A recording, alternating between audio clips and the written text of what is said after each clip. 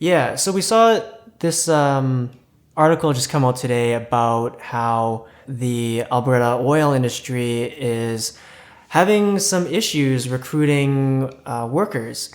So basically, this article highlights that it's actually weird that they frame it as we've gotten through a downturn and a recession. I guess they're kind of talking about maybe a little bit more of an isolated oil recession that happened in 2015 and 2016. And now that I guess this is also a surprise to me. Now things are booming in the Alberta oil industry. They're having trouble finding workers. The president of the Petroleum Services Association of Canada says that they're going to different lengths to recruit people. Cringily, they say whether it's the South Asian community, the Filipino community, Latin community, using different languages to attract people back into this industry. But then something that she also says is that the provincial government is looking at making temporary foreign workers more accessible. Never mind. She didn't actually say that. It was the Canadian Association of Energy Contractors says the provincial government is looking at making temporary foreign workers more accessible. Mm-hmm. What do you think? Yeah, this is a great example of a very historic trend that from the beginning of, settler Canada, bringing in migrant workers to build the railroad across Canada to today, where we have essentially an advertisement in the news saying that we have this boom and bust market. We have all these opportunities that were essentially cut because of market downturns that are now available again. These opportunities aren't being taken up by our local population for whatever reason. Usually those reasons involve low pay, a lot of sacrifice being made for having to relocate, several factors that are probably not being compensated. And the solution to that is to bring in more black and brown and Asian faces from other countries that are happy and willing to be exploited on our terms to fill these jobs, which, I don't know. I feel like these policies, just like to their very core, are incredibly rotten and exploitative. Yet the entire framing of this article, and I think the framing of the conversation when these things are brought up, is entirely done in favor of the employer. And whatever the employer's needs are, whatever the industry's needs are, while we literally bring in people from other countries for the sole purpose of doing this unwanted labor and shipping them out, essentially, because they're temporary. They're not meant to be Canadians. They're only here to do our dirty work. And that's supposed to also be benefiting them. Because I think when this is done too, we don't view it as them necessarily helping us. We're always put in this position where we're giving support. We're giving people opportunities to make more money than they would elsewhere. Also, without ever factoring in why we live in a global economy where one place is livable with wages and the other places are not. And Canada's role to play in that as well. But yeah, I think that's kind of my takeaway from the situation. And I definitely focused a lot on this comment on temporary foreign workers and just, I guess, all this lobbying being done for the oil industry and the opportunities that they have here.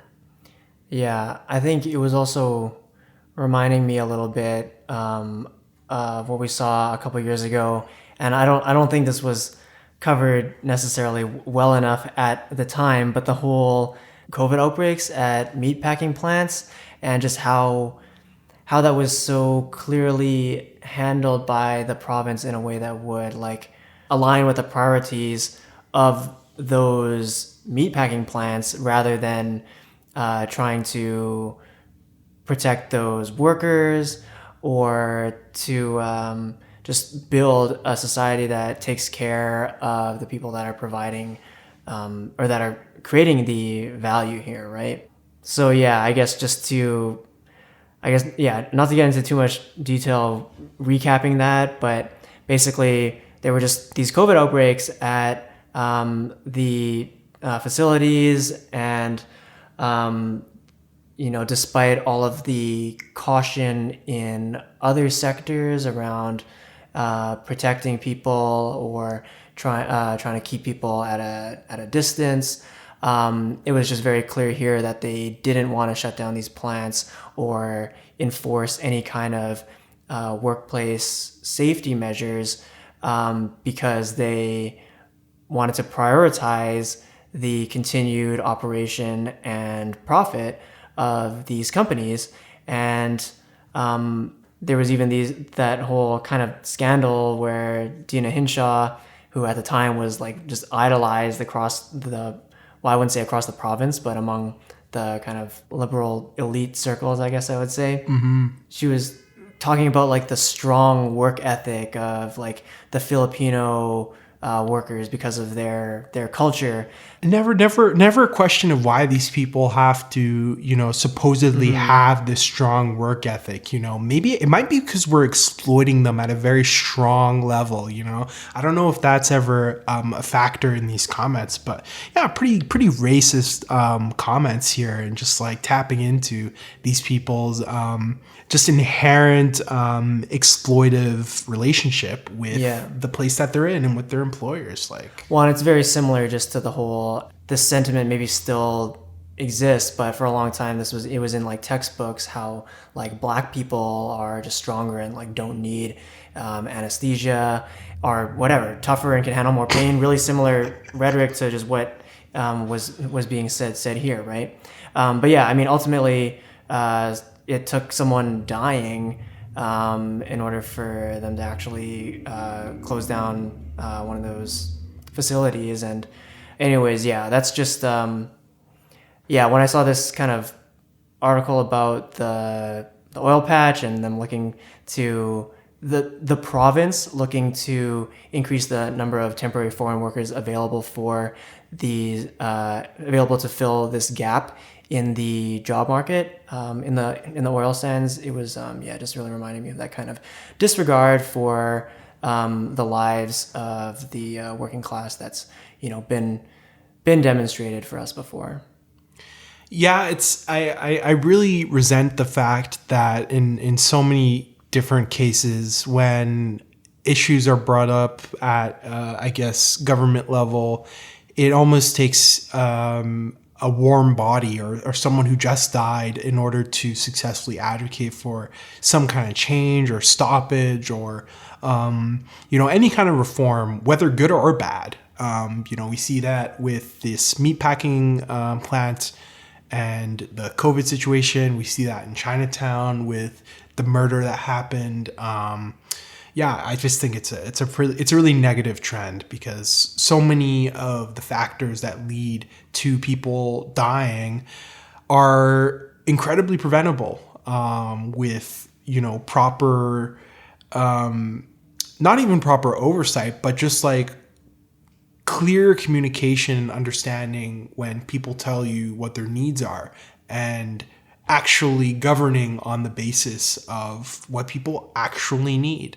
Not what budgets or governments or elites or multinational corporations need, but oftentimes I feel like that's the case. You need someone to die, and oftentimes I feel like that person ends up being some kind of racialized person, some person who's really suffering from the brunt of a racist society and a society that's built on intense classism and intense class division. So yeah, it's really, really sad to see. Yep. And yeah, as you mentioned, the foundations of our labor market here are really built on the exploitation of people of color and I guess, foreign workers, and that's just, really alive and well today too.